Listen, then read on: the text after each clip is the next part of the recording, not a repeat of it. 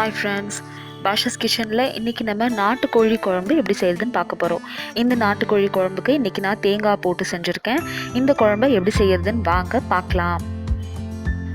நாட்டு கோழி குழம்பு செய்கிறதுக்கு ஒரு ப்ரெஷர் குக்கரில் 4லேருந்து 5 டேபிள் ஸ்பூன் அளவுக்கு நல்லெண்ணெய், அப்படி இல்லைன்னா கடலெண்ணெய் சேர்த்துக்கோங்க. எண்ணெய் சூடானதும் பட்டை, கிராம்பு, ஏலக்காய் போட்டுக்கலாம். ஒரு 15லேருந்து 20 சின்ன வெங்காயம், ஒரே ஒரு பெரிய வெங்காயம் போட்டு எல்லாத்தையும் நல்லா இப்போ வதக்கிக்கலாம். வெங்காயம் இதெல்லாம் வதங்கினதுக்கப்புறமா 2 தக்காளி சேர்த்துருங்க. 1 கிலோ நாட்டுக்கோழி இன்றைக்கி நான் எடுத்திருக்கேன். இப்போது இதில் 2 டேபிள் ஸ்பூன் அளவுக்கு இஞ்சி பூண்டு பேஸ்ட் சேர்த்துக்கோங்க. அதையும் ஒரு 2லேருந்து 3 நிமிஷத்துக்கு நல்லா வதங்க விடுங்க.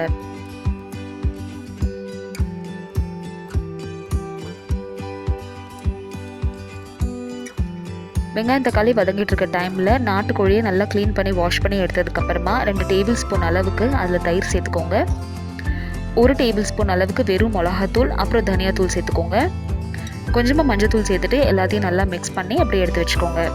ஒரு 1/2 அன் ஹவர் முன்னாடி இந்த மாதிரி கலக்கி வச்சிட்டிங்க அப்படின்னா நல்லா உப்பு காரம் அதில் பிடிக்கும். ஒரு ஜாரில் 2 சில் தேங்காய் சேர்த்துட்டு 1 டீஸ்பூன் அளவுக்கு ஜீரகம், அப்புறம் 1 பச்சை மிளகாய் சேர்த்து இதை நம்ம அரைச்சி எடுத்துக்கலாம்.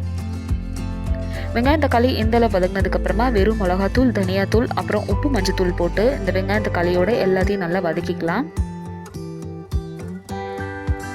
உப்பு காரம் இதில் உங்களோட டேஸ்ட்டுக்கு ஏற்றாப்புல நீங்கள் அட்ஜஸ்ட் பண்ணிக்கோங்க.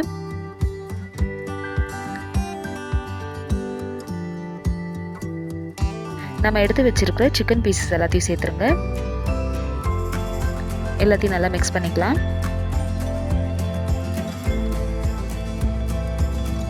இப்போ ஒரு கிளாஸ் தண்ணி விட்டு நல்லா எல்லாத்தையும் கொதிக்க விடலாம். ஃபுல் ஃப்ளேமில் ஒரு 3லேருந்து 4 நிமிஷத்துக்கு கொதி வர வரைக்கும் வெயிட் பண்ணலாம்.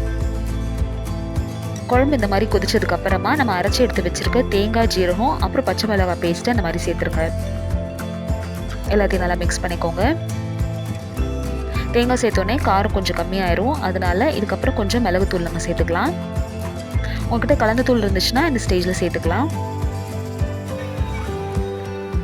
இப்போ கொஞ்சம் மிளகுத்தூள் சேர்த்துக்கிறேன். இன்னும் 1/2 கிளாஸ் தண்ணி சேர்த்துட்டு எல்லாத்தையும் நல்லா மிக்ஸ் பண்ணி இப்போ லிட் க்ளோஸ் பண்ணி நம்ம விசில் வைக்க போகிறோம். இந்த ஸ்டேஜில் உப்பு காரம் செக் பண்ணிக்கோங்க. இப்போ குக்கரோட லிட்டை க்ளோஸ் பண்ணி கரெக்டாக ஒரு 2லேருந்து 3 விசிலில் ஆஃப் பண்ணிடலாம். இப்போ ப்ரெஷர் போனதுக்கப்புறமா நான் ஓப்பன் பண்ணுறேன். நம்மளோட நாட்டுக்கோழி குழம்பு தயாராகிடுச்சு. இந்த நாட்டுக்கோழி குழம்பு இட்லி, தோசைக்கு ரொம்ப நல்லாயிருக்கும், சாப்பாடுக்கும் ரொம்ப டேஸ்டியாக இருக்கும். கடைசியாக கொத்தமல்லி போட்டு கார்னிஷ் பண்ணிங்க அப்படின்னா சுவையான நாட்டுக்கோழி குழம்பு உங்கள் வீட்டில் சூப்பராக ரெடி ஆயிடுச்சு. இந்த ரெசிபி உங்களுக்கு பிடிச்சிருந்துச்சுன்னா இந்த வீடியோக்கு ஒரு லைக் கொடுங்க. என்னோட சேனலை ஃபர்ஸ்ட் டைம் பார்க்குறீங்கன்னா கண்டிப்பாக சப்ஸ்கிரைப் பண்ணுங்கள். இதே மாதிரி நாட்டுக்கோழி குழம்பு தேங்காய் இல்லாமல் எப்படி செய்யணும் அப்படின்ற வீடியோ உங்களுக்கு வேணும்னா கீழே டிஸ்கிரிப்ஷன் பாக்ஸில் லிங்க் பாருங்கள். இதே மாதிரி ஒரு சூப்பரான ரெசிபியில் அடுத்து உங்களை சந்திக்கிறேன். தேங்க்யூ ஸோ மச் ஃபார் வாட்சிங். பாய்.